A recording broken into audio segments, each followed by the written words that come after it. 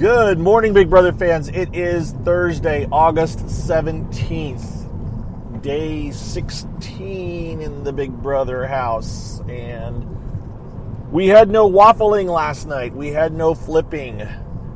The decision that Siri and... there we go, right there, Siri. Suri and Izzy came to Tuesday night that they were done and they were going to stick with getting rid of Riley held. And so the quick and the short of it is Riley is going to get evicted tonight. Probably going to be an 11-1 vote. I think that Bowie gets to stop to eliminate one vote. Not sure who she'll eliminate, but it doesn't matter because everybody else is going to vote to get out Riley, except for Matt is kind of expected not to. There was a talk, I heard Corey tell Heisem last night that it might be 8-3, and I assume that the two other potential votes for Riley he meant were Jag and Blue, but I don't think that's going to happen. I watched Jag say last night as they were trying to campaign that, he was talking to... was he talking to Corey or was he talking to Jared? I think he's talking to Jared and saying, look, we have to go around and be confident and tell everybody that we are voting to keep Riley no matter what. And that's it. But, in the end, if it turns out that Riley's going to stay, there's no point in us throwing away our game with a vote for her so we can switch our vote. So, he's telling us to Jared, by the way, who's technically playing for the other side. So, yeah, they're not gonna vote. Riley's not gonna expect it. She kind of knows. She's kind of accepted it in some ways, and she tried. There's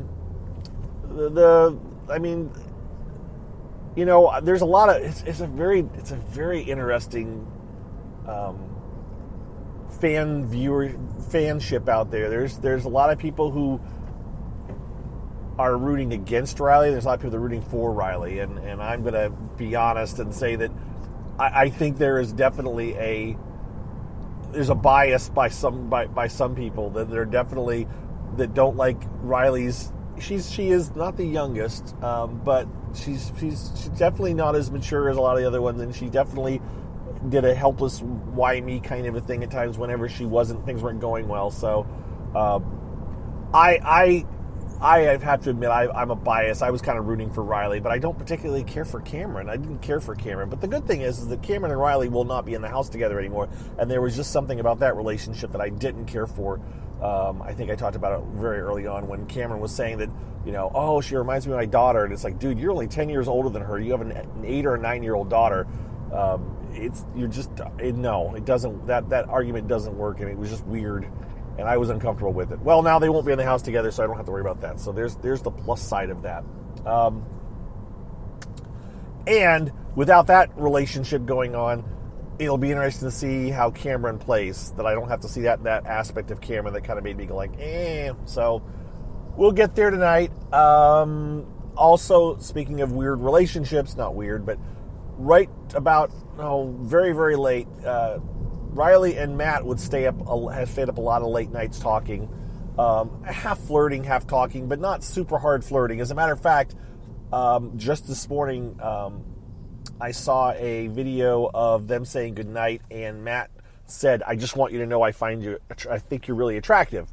That was as close as he said. I would regret if I didn't tell you this before you left, and oh man. I think Riley was kind of like, oh, that's so nice. That's good. I'll remember that. And I don't know I don't know how Riley feels, but maybe it was all the whole moment of, you know what, I'm getting kicked out of the house right now. I don't have time I really can't think about a showmance when I'm about to get kicked out of this house. Or if she just doesn't feel quite the same way about Matt. I don't know.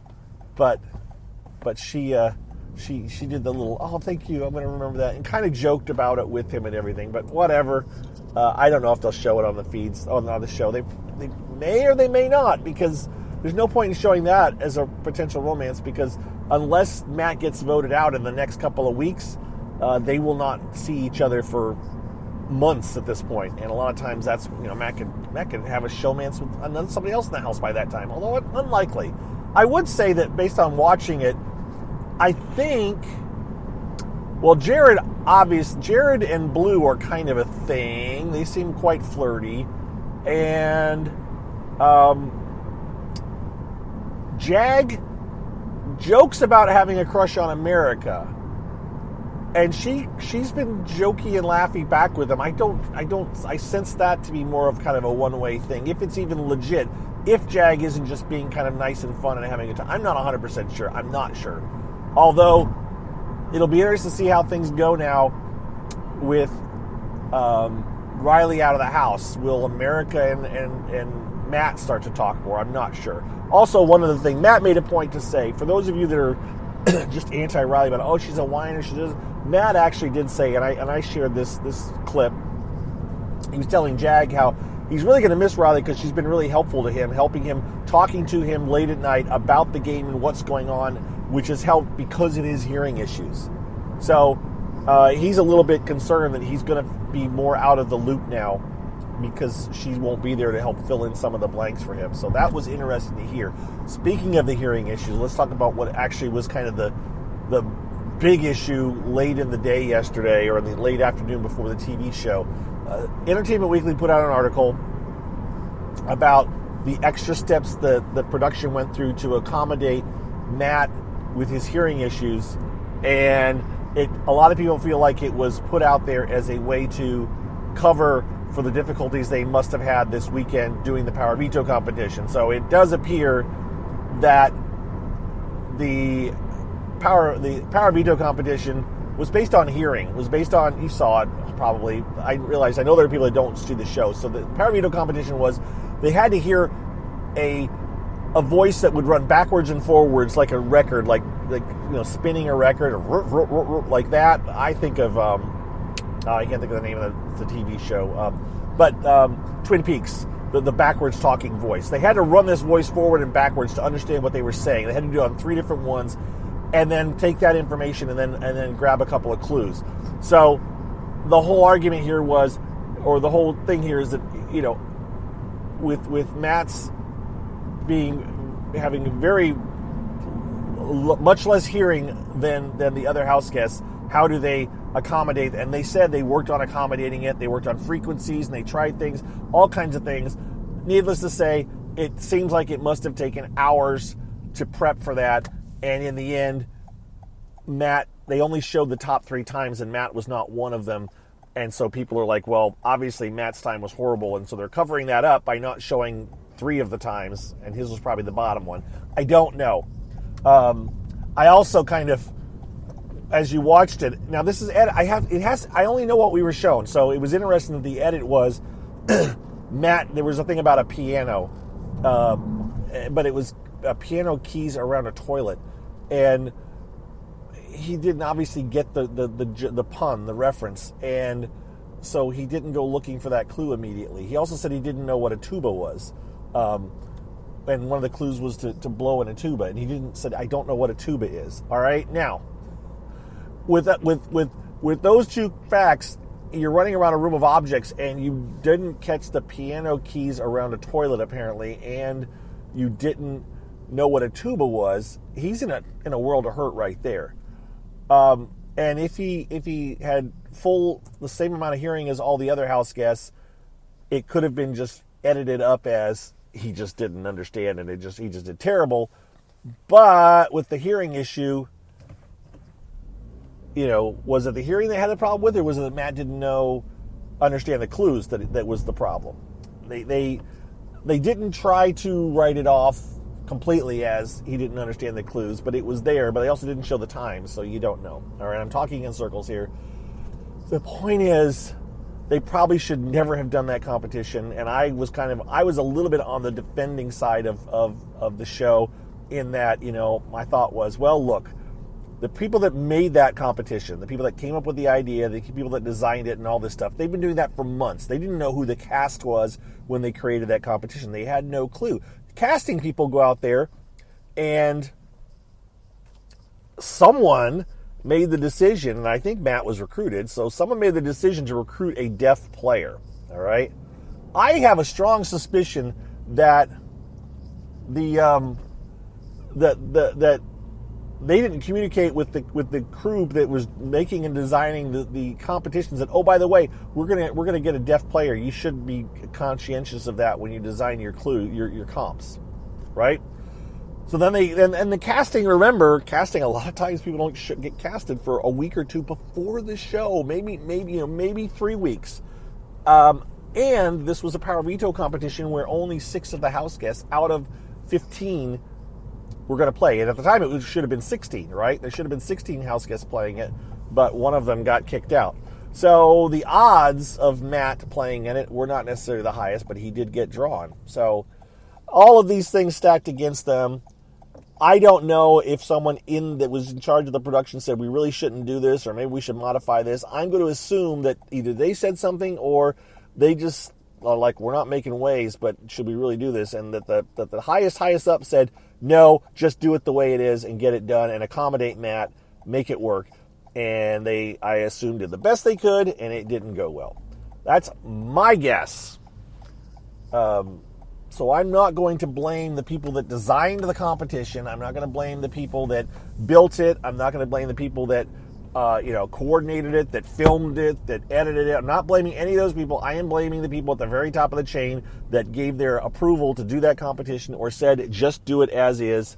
That's the people I'm blaming. They shouldn't have done it. Now, someone in my comments or someone in comments somewhere made the simple thing of, why didn't they just change the clues? Why didn't they just make it a word scramble instead of a turntable with music? Why didn't they, I thought, make a bunch of little records with the letters on it and they just have to put the letters in order for the clue or something. Yes, they could have modified, they could have made some kind of a simple modification and removed the audio portion of that competition without changing the entire competition. But they didn't do that. Was it suggested? I don't know. We just don't know. And so it's like, yeah, you have to just, yeah, it wasn't a good idea. It was bad. Hopefully they have figured it out and they don't have problems like this again. I am hesitant to completely condemn CBS, Big Brother, Fly on the Wall for this obvious screw up, only because it's like, all right, they went above and beyond, it appears, and decided to get someone who has never been a person with a I hate the word handicap. I understand. I'm just not good at pulling the right words out right now, but this is the first time a deaf person has ever been on Big Brother. Now, I did look it up, and maybe I said this yesterday, I don't know, but there have been 2 deaf people on Survivor. I vaguely kind of remember that. But again, remember, Survivor competitions are almost completely physical or puzzles, and there is a person and a crew out there in the open where they can see them, right? I hope I've thought this in my head for the last 24 hours. I hope I didn't say this already, but I probably did. And so it's a different situation. It's not the same. All right, so all that being said, my concern is that people are going to be so negative about this that in the back of the minds, the people that produce the show say, all right, we're never doing this again. We're not going to hassle with this. It's easier not to have somebody than to not have somebody than to have somebody and deal with all the blowback from people when it doesn't go quite the way they expect. That's what's in the back of my head. So that's why I'm kind of being a little bit more reserved than some people are and condemning the entire show for this whole thing. And if the people that are condemning it are really condemning specific people, they need to call that out and be more specific, because a blanket statement about this show sucks for this is not nice. And the people that are on this show do read this stuff and watch it. And it's kind of like you're a huge fan of the show and yet you are smacking them, telling them your show sucks. All right. All that being said, here we are. Riley is getting voted out. Okay. Riley's going to get voted out. We're going to have a new head of household.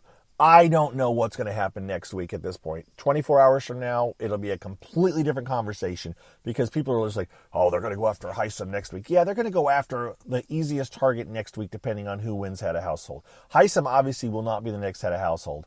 But who is and who they go after, it could be completely different. Plus, he has just won everything so far, or come in second on everything. So we'll see. It should be interesting. This house definitely hasn't disappointed so far. And yeah, I don't know who I want to win. I don't know who should win.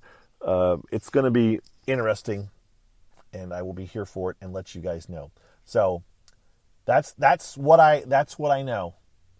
And with that, I've been sitting in my car for a few minutes because I didn't start this until later than normal, and I wanted to make sure I talked about it. And it's only been 15 minutes. It's one of my shorter ones as the start of the season goes. So thank you for listening. Have a good day. I don't expect another flipping or waffling or anything. They're pretty locked in on this. So Siri. Oh God, guys. Yes, Siri. There we go. Siri. Her game is okay. That's one thoughts about that, about her game. Yesterday she portrayed herself as, being on Riley's side, but everybody else getting spooked. And I think everybody that doesn't know what's really going on bought it for what it's worth. And, so she's doing okay, but of course she'll have to navigate a whole nother setup, reset the clock now, or wipe the Etch-a-Sketch clean, and let's start over again with a clean slate tomorrow. We'll see what's going to happen. I do not anticipate, by the way, there is some kind of that twist with Bowie. We don't know what they're going to throw at it this time, but they'll throw something new. One of the other universes will be involved tonight. Who knows? I mean, this whole pulling people into the nether region and then out and making them safe, and it in the end, did it make a difference? Not really. It really didn't. Whatever Bowie's power that she can hide somebody's vote, remove a vote, that doesn't make a difference. Jag not being in the nether region for nominations didn't make a difference. None of these things made a difference in the game. So this twist is nothing. This twist is just more of a sideshow for the TV people, right? And the TV people, a lot of them are just like, this is stupid. So whatever. Just carry on with the game. I do not anticipate some game-changing twist, because remember, Julie said it was going to be like a twist like never before. Well, this wasn't. It was just the same old twist, just slightly twisted in a slightly different direction. Okay, that's it. I'm done. I don't anticipate talking to you guys until tomorrow, so I hope you have a good Thursday. Yes, Thursday, and I'll talk to you on Friday. And, have a good one, everybody. Oh, one last thing. Always one last thing. TV-wise, there's no easy way to watch the show live this year. The videobrother.net is not streaming the show. There are other ways. There are people tweeting about it. I am not going to share the links with the other sites that are out there that do it. There's too much the malware and stuff or stuff going on that you could click the wrong thing and have problems, and I'm not going to do that. There are Discord servers where people are sharing it, but I can't direct you towards the Discord server. You just kind of have to look for it. I suppose if you on Twitter, if you search for like Discord, DISCORD, and Big Brother, you might find some tweets where people are talking about join my Discord server to watch it. Discord servers are nothing bad. They are just little private my little private, it's like kind of like Blue Sky. It's like private message boards, private little worlds that you have to get a login and password to get into. And once you're in it, there's nobody in there policing anything, right? It's just people doing their own thing. And one of the things they can do is they can all share a video stream. Someone can share it and everybody can watch it, right? That's what it is. It's like a private message board, if we want to go back to the older days, except for you can do a lot more in these message boards now than you could. That's it. Now I'm done. I'll talk to you guys all later. Have a good one. Bye.